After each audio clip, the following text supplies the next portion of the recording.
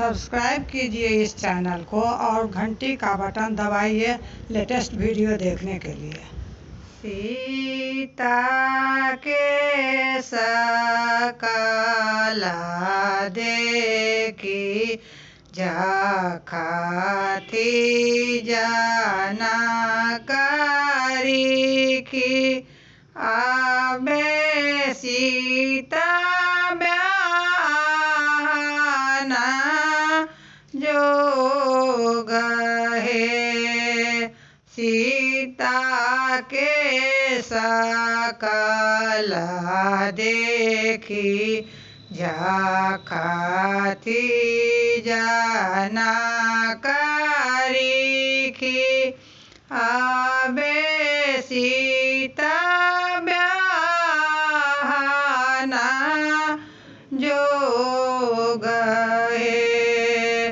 लेहु का ब्राह्मण हाथ सुपारी सीता जोगे बर खोजी लाऊ है। लेहो का ब्राह्मण हाथ सुपारी सीता जोगे बर खोजी लाऊ है। पूर्व खोजला पश्चिम खोजला खोजल ओरिसा जगन्नाथ है। पूर्व खोजला पश्चिम खोजला खोजल ओरिसा जगन्नाथ है।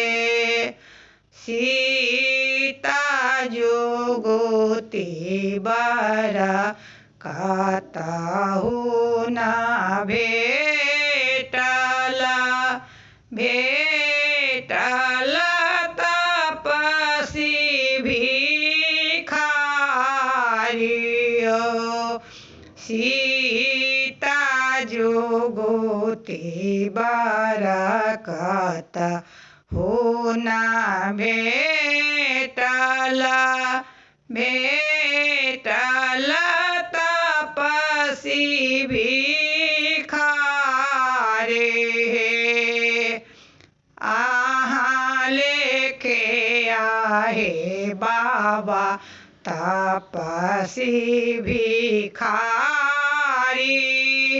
एहो छथि त्रिभुवन नाथ है। आहाँ लेके आहे बाबा तपसी भिखारी मोरा